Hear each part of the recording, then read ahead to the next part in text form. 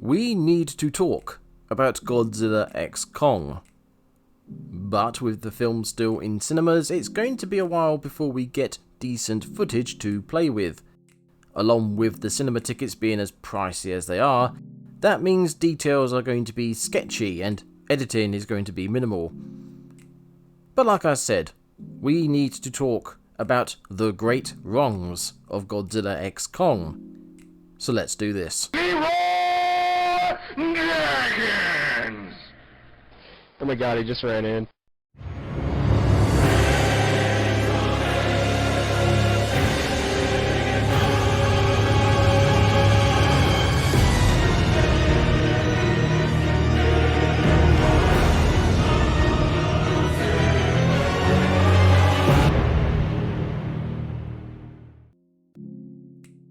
Let's start with the basic story.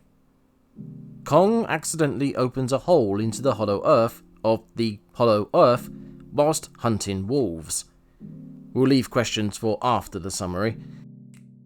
From here on in, I'll be calling this newly discovered Hollow Earth within the Hollow Earth Apeland, just to make things simpler. The hole that Kong made allows apes to venture out of Apeland and into the Hollow Earth proper. They destroy a Monarch outpost, inciting Kong to go have a word with them. After journeying to their base, Kong has a fight with their leader Ginger Kong and his pet Frostzilla, getting himself injured and running away with a group of apes in hot pursuit, most of which he kills with the help of a newly befriended Diddy Kong and some traps. Whilst all this is going on, the human protagonists discover a mystery signal that leads them to a lost Iwi tribe in the Hollow Earth that are using crystals to send an SOS up to the surface. Again, questions afterwards. Also, whilst these stories are happening, Godzilla is killing titans and absorbing excessive amounts of radiation. These three narratives converge when the Iwi show the human protagonists the exposition chamber, where wall carvings depict how the apes once tried to take over the world, but were put down, buried, and imprisoned by Godzilla. Questions afterwards. Kong arrives at the Iwi village, gets geared up and healed up, then runs off to go get Godzilla with the help of Mothra. And I can't stress this enough, questions afterwards.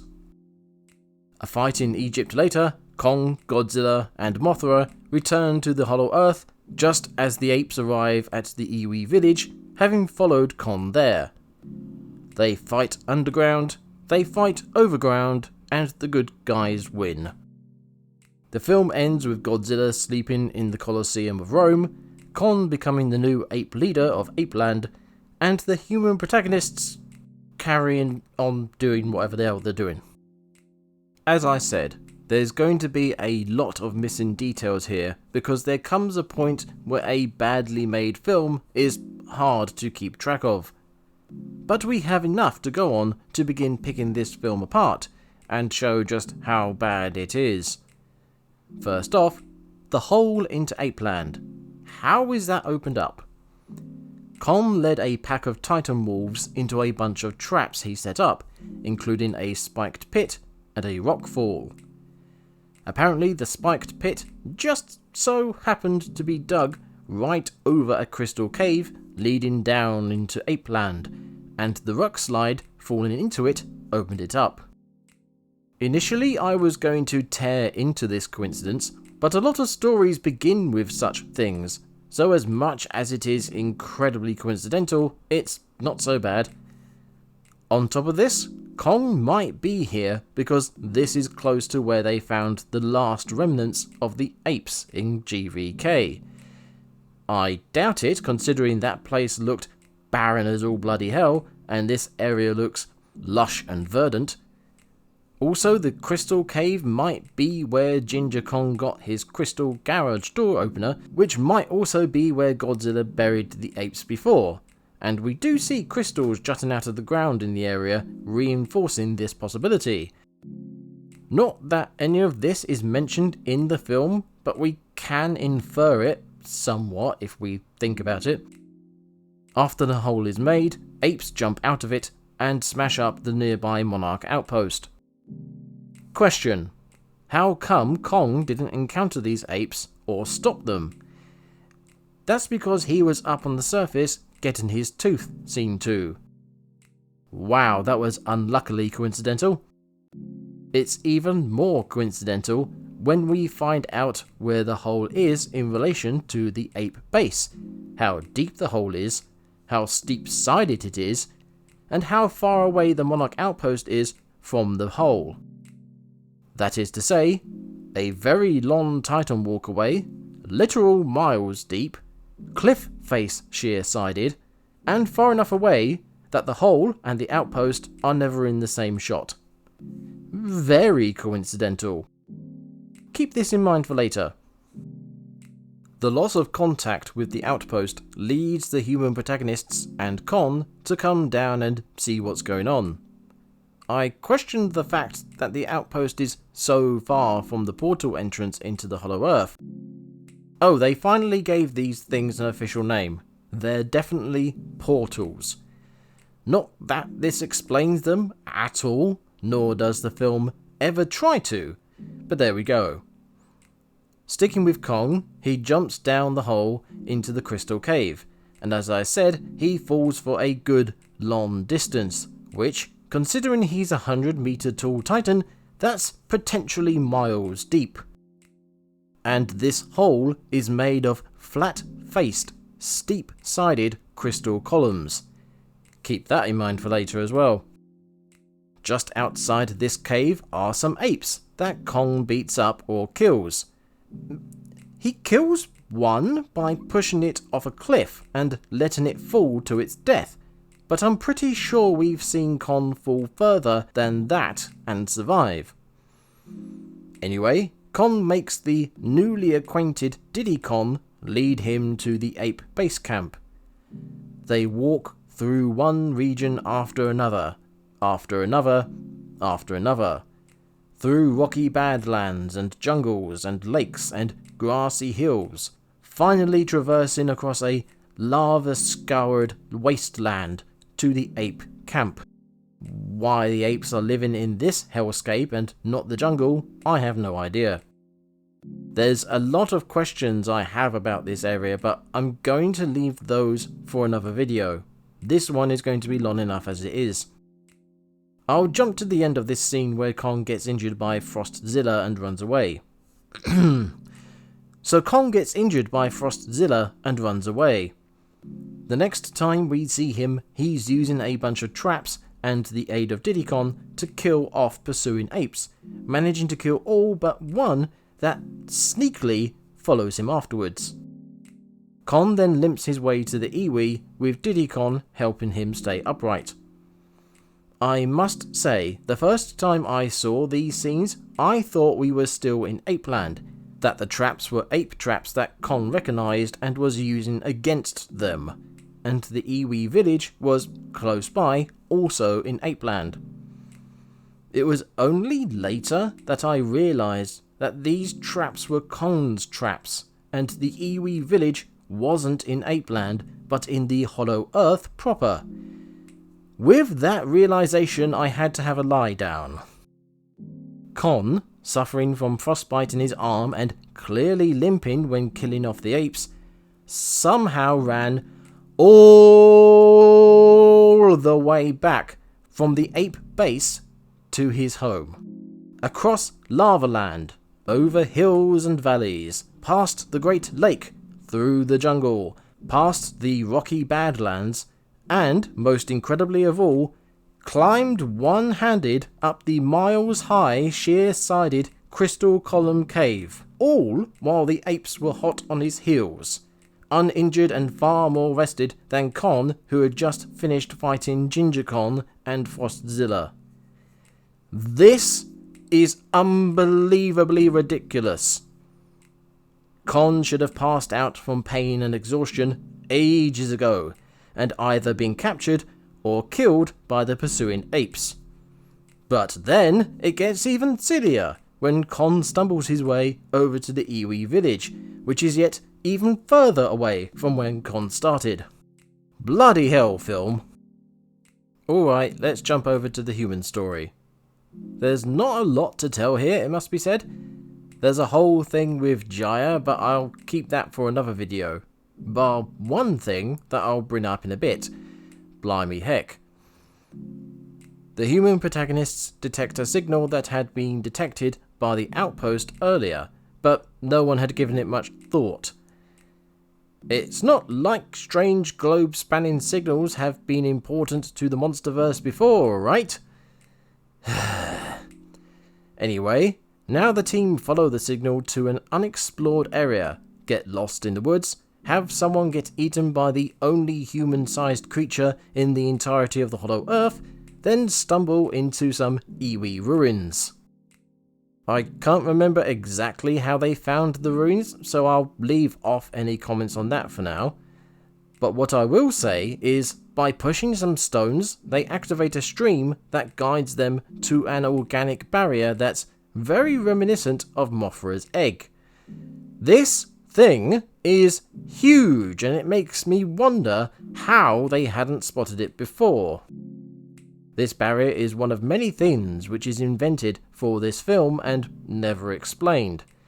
It's an organic barrier that looks like Mothra might have made it, yet later the iwi use a Davy Jones style mechanism to open it for Kong. So is it mechanical or organic? Man-made or natural? Wait, I just thought of something.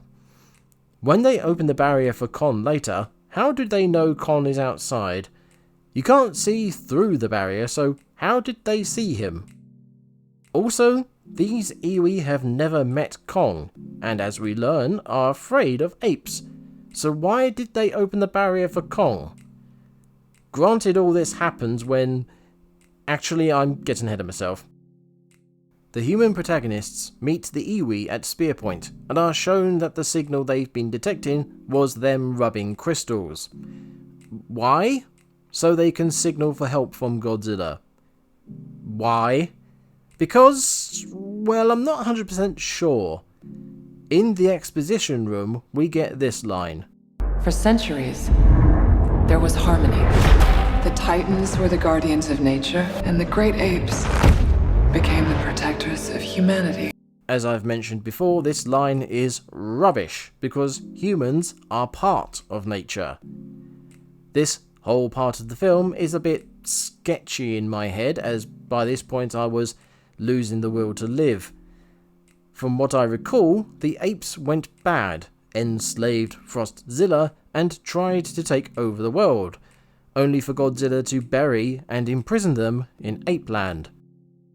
I found this quite very funny, because this makes it sound like Godzilla somehow rounded up all the apes into a small space and dropped a mountain on them. I would love to know how he managed that. It also makes it sound like the lava pit the apes are in is meant to be the place Godzilla trapped them in. But we clearly see the apes have a huge area to live in and explore, an area that looks as vast as the Hollow Earth, which makes Con's escape from Camp Ape sound even worse. Anyway, the end of the exposition room predicts that the apes will return someday, which is why the iwi are calling for Godzilla to help, I think. I honestly don't know how the iwi know the apes are coming back, now as opposed to any other time. It's not like they saw Con open the hole into Apeland or had even left their village.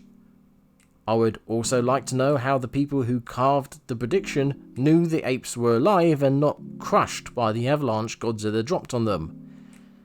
I have a lot of questions about this backstory and prediction, and the events surrounding it, and I have the feeling not all of them will be answered by rewatching the film. I suppose we'll have to see when the film comes out on digital. I will ask this though. Why didn't the apes escape sooner? As I mentioned, they have a huge area to live in. Is there really no other portals here? And by here I mean this continent-sized cave. Also, why didn't they try to dig their way out years ago? It's not that far to go by Titan standards, and it's never made exactly clear how long they've been down here. It's said Frostzilla caused the last ice age, so that could be at the very least 10,000 years ago, and it could also be as recent as when Kong came up into Skull Island as a child.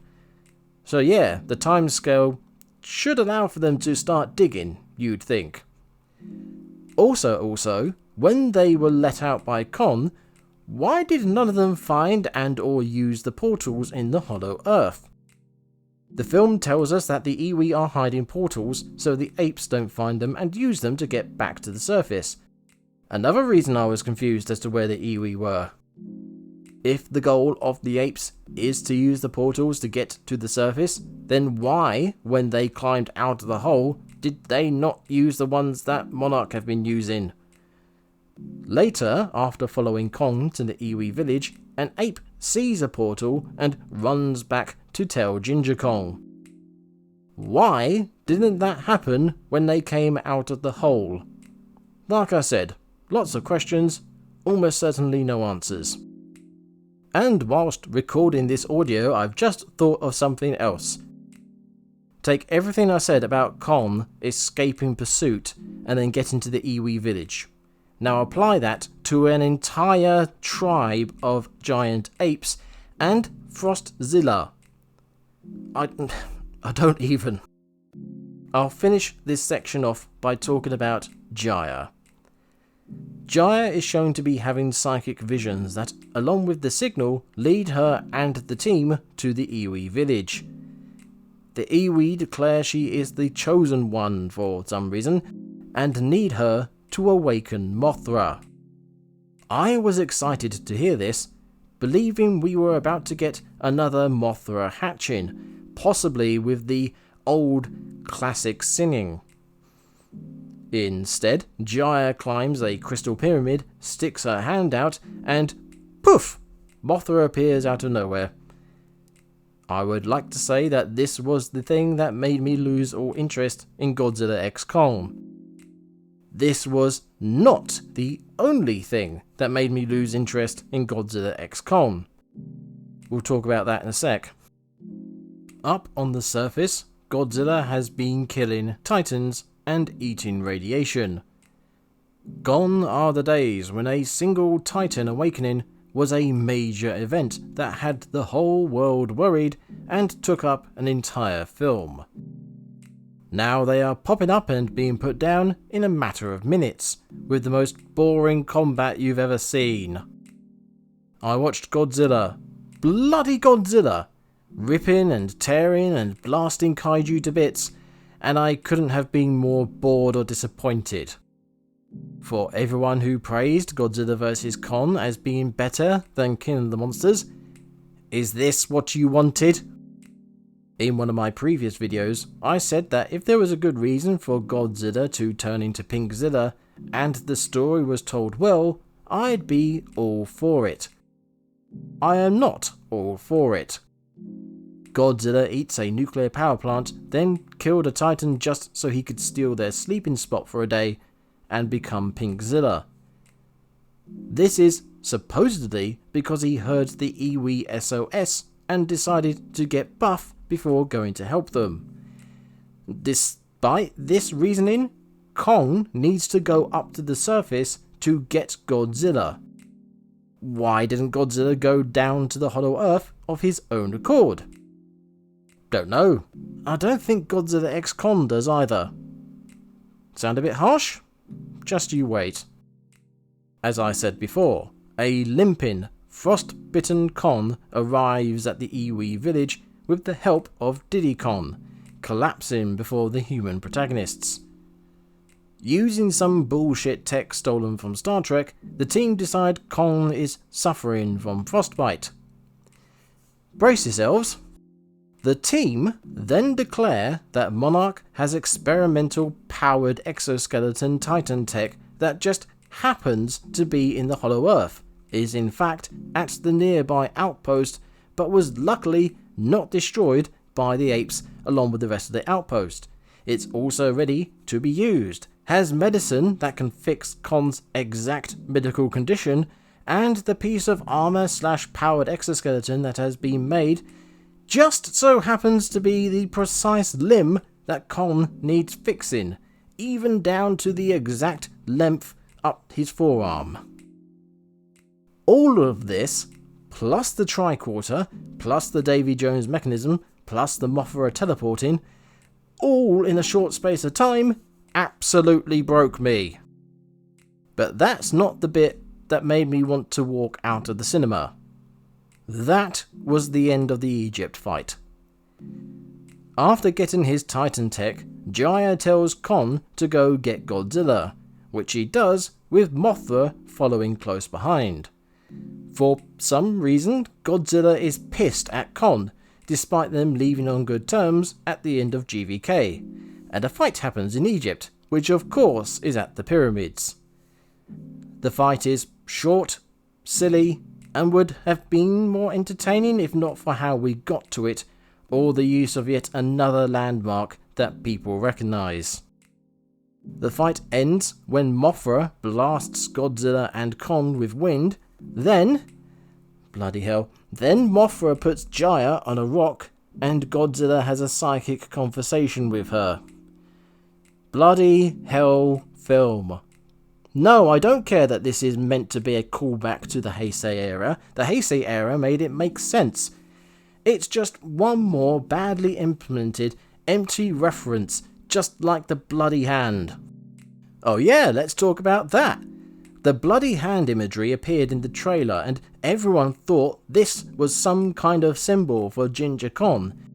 We saw a similar but not the same red handprint on the door in GVK, which at the time was just another meaningless reference to Kon Skull Island. Now it appears in this film, and it's another empty meaningless reference to Kon Skull Island. It's not even like it's a mark that Ginger Kon puts on other apes, like it's the white hand of Saruman or something. Unimaginative, empty, meaningless, superficial references. Again, is this what people wanted? Like I said, I was pretty punched out of the film by this point, so I don't have much to say about it. There were fights, there was some anti-gravity stuff. I'm sure it was all very entertaining. The thing that stood out to me the most in the fight was Ginger Kon's use of his Frostzilla controlling crystal as a weapon. Surely you'd want to take care of that and not actually physically throw it at your enemies. This of course leads to it getting destroyed, and Ginger Kon getting rather horrifically murdered. But it isn't bloody, so it's fine. And the film ends with Godzilla sleeping in the Colosseum of Rome, Kong as the ape leader of Apeland, and the humans being human. I like Godzilla sleeping in Rome. Earlier in the film he sleeps there after killing Scylla. Why was she there? Why did Godzilla have to kill her? No idea for either. When Godzilla wakes up, he walks along the river rather than through the city-destroying buildings. Mostly. After the events of the film, he returns there as though this is now his resting place. I like this because it works so well with what we know of his history, how humans built a city and a temple around his home for protection and worship. Godzilla choosing to sleep in Rome suggests he misses that connection, and since he's had more dealings with humans of late, he's chosen to stay closer to them in a place that reminds him of his old home. Granted, this might not be a deliberate connection on the part of the makers of Godzilla X Kon, but it's clearly something to take away from it. It's a glimmer of a fractured diamond in the landscape of filth that is this film. Kong's character is kind of ruined by the end of Godzilla X Kon, which I will explore in another video, and the human characters are kind of meh. It's a shame because there's plenty of narrative to be found here that could have been good if it had been in a better film. As it is, the absolute mess that is Godzilla X Kon ruined anything good to be found in it.